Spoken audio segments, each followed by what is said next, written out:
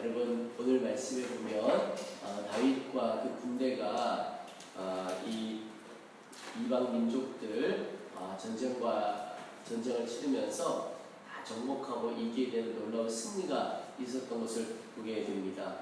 여러분 다윗과 그의 군대가 누렸던 이 승리가 오늘 우리 살아가는 성도들의 삶에도 똑같이 이루어지게 되기를 축복합니다.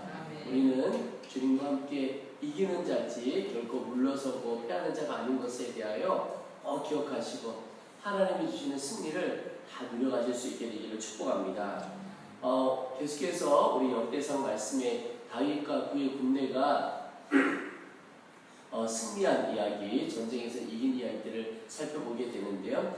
특별히 이 다윗의 왕국이 아주 하나님 앞에서 견고하게 세워져 가는데 두 가지 요인을 요즘 말씀을 통해서 볼 수가 있습니다. 하나는 하나님께서 견고하게 하신 겁니다. 그 말은 전쟁을 할 때 그 누구의 힘도 아니고 하나님께서 이기게 하셨다는 겁니다. 어제 보면 그 이전에도 보면 전쟁을 할 때 여호와께서 이기게 하셨더라. 이 말씀이 계속 나옵니다.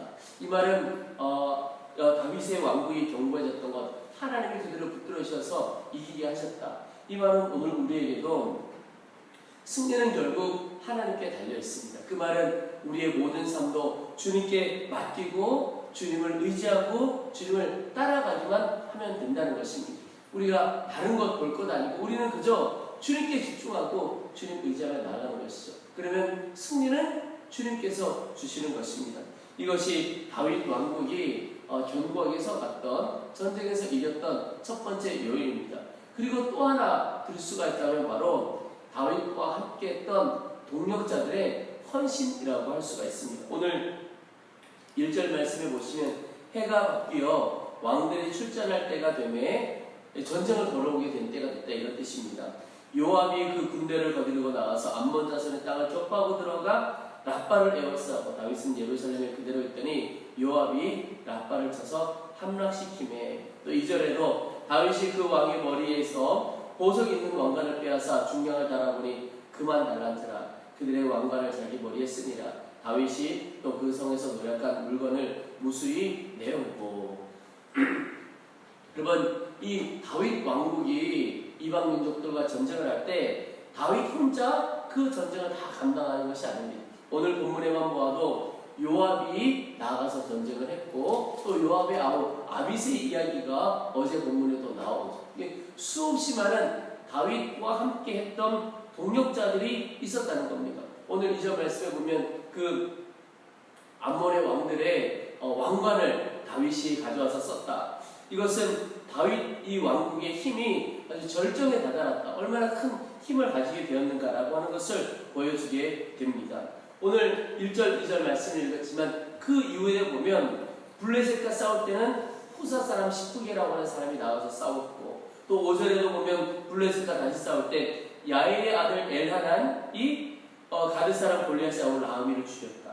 또 그 이후에 보면 다윗의 형 시므의 아들 요나단이 이스라엘을 능력하는 거인들을 죽였다. 그래서 다윗과 함께 전쟁을 감당했던 다윗의 동력자들의 이름들이 하나씩 나오게 됩니다. 여러분 그런데 이 모든 것을 다윗의 승리, 다윗 왕국의 승리라고 표현하고 있습니다. 여러분 이 다윗 왕국의 승리는 하나님께 달려 있었고 또 하나가 있다면 동력자들의 헌신이 바탕이 되었던 것입니다. 여러분 하나님은 우리 한 사람만을 통하여 일하지 않고 혼자 일하게 두시지 않으시는 분이 하나님이십니다. 하나님께서 교회로 모이게 하시고 우리가 서로 연합하게 하시는 뜻이 있습니다. 서로 헌신된 자들이 서로 함께 일을 하도록 하신 겁니다. 네, 교회는 어떤 공동체냐? 헌신된 자들의 공동체라고 말할 수 있습니다. 누구를 향하여? 하나님을 향하여 헌신된 자들의 공동체가 바로 교회라고 할 수가 있습니다. 제가 교회에 대한 역사들을 공부해가면서 하나님께서 어느 시대에 그 어떤 시대에 쓰셨던 귀한 교회들이 있습니다.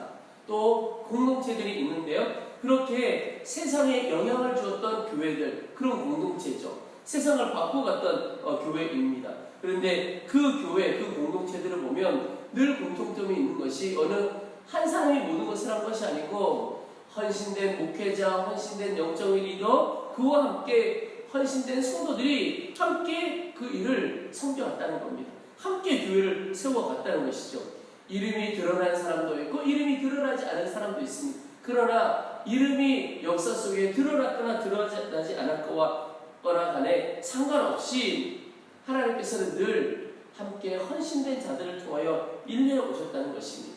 여러분, 함께 세상을 바꿔내는 일에 쓰임받았던 많은 위대한 교회와 성도들처럼 오늘 우리도 주님 앞에 온전히 헌신되어 쓰임받는 귀한 삶을 살게 되시기를 축복합니다. 여러분, 헌신이라고 하는 것이 무엇입니까? 하나님 앞에 나를 드리는 것을 헌신이라고 말할 수 있습니다. 다윗의 동역자들, 이후에 이 다윗과 함께 이루어갔던 나라를 다윗 왕국이라고 하죠. 사실 다윗 왕국이라고 말하지만 그 다윗 왕국에는 수없이 많은 동역자들의 땀과 눈물과 피와 수고가 담겨 있는 겁니다. 그런데 이름이 드러난 사람도 있지만 드러나지 않은 오히려 수없이 더 많은 사람들의 이름이 드러나지 않았습니다.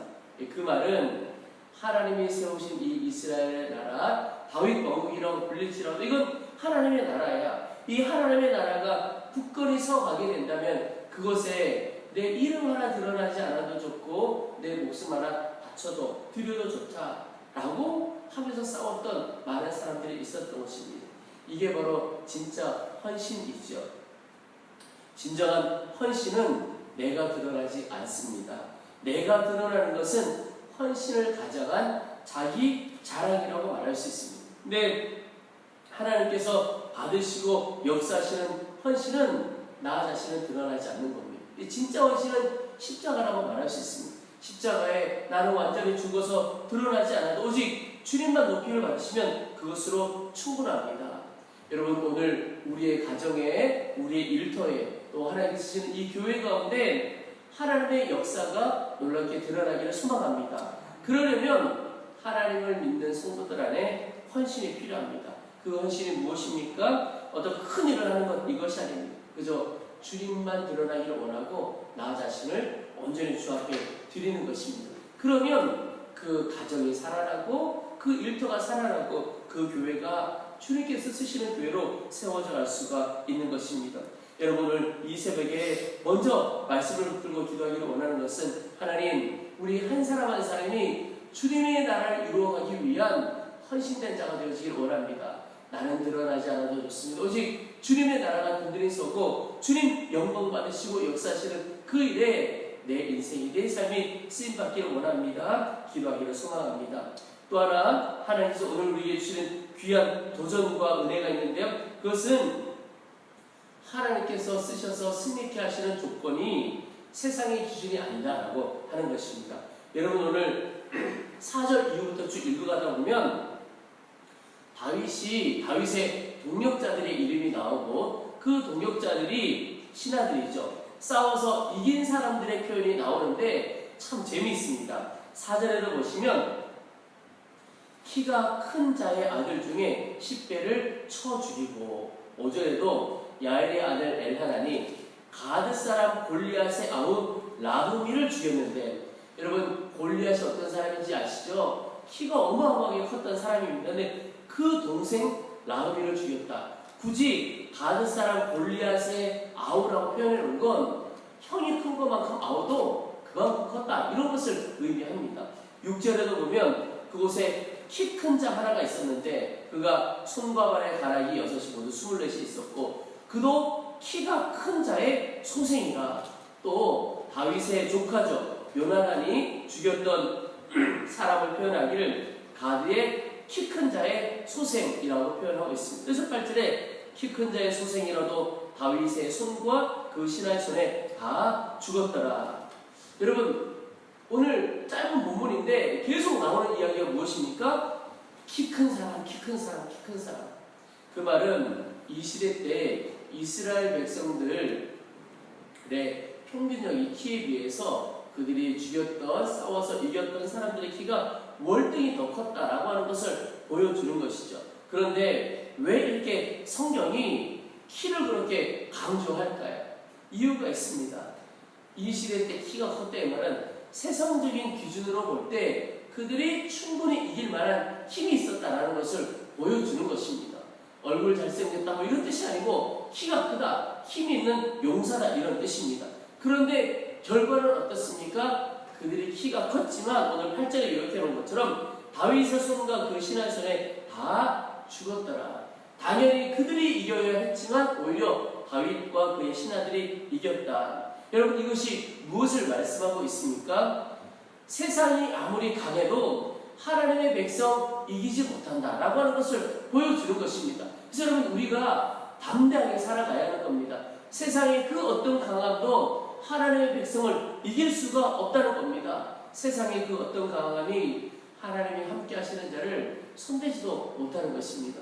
여러분 오늘 우리가 어떠한 삶의 형편 가운데 있든지 두려워하지 않고 담대함으로 믿음으로 살아갈 수 있게 되기를 축복합니다. 그리고 또 하나는 하나님이 주시는 승리의 조건은 외적인 조건이 아니라는 것입니다. 우리에게 적용을 해볼 때 하나님께서 주시는 승리는 하나님의 손에 달려있다는 것입니다. 여러분 그들이 키가 크고 무기가 좋았지만 다 실패했잖아요. 그것을 우리에게 적용해 본다면 우리가 가지고 있는 어떤 지식들, 경험들, 힘들 이건 하나님의 아무 소용이 없다는 겁니다. 승리는 무엇에 달려있습니까? 우리가 얼마나 하나님께 사로잡혀 있고 주님이 우리와 함께 하시느냐에 달려있는 것입니다. 여러분 모세가 모세의 역할을 제대로 감당하게 된 때가 언제부터였습니까?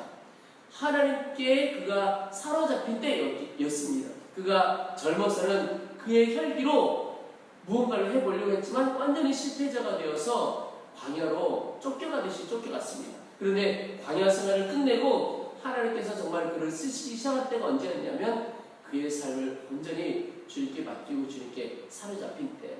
그때 표현을 모세가 하나님의 지팡이를 손에 잡았다 그랬는데 사실 그 하나님의 지팡이는 아주 메마른 그 양들 몰 때 들고 다녔던 메마른 지팡이입니다. 그게 하나님께서 사로잡으시니까 홍해를 가르고 뱀으로 변했다가 또 역사를 일으켜냈던 권능의 지팡이가 된 거죠. 모세가 그 지팡이를 붙잡았다 그랬는데 역설적으로 보면 비유적으로 보면 이 메마른 지팡이 꼭 모세의 삶과 같은 겁니다. 그 모세가 하나님의 손에 사로잡히기 시작할 때 하나님께서 그를 놀랍게 쓰시기 시작한 것이죠. 여러분 오늘 우리에게 다른 어떤 능력이 필요한 것이 아닙니다. 우리가 승리하기 위해서 하나님의 역사에 동참하기 위해서 우리에게 필요한 것은 오직 하나 주 예수 그리스도의 손에 사로잡혀 있는 것입니다.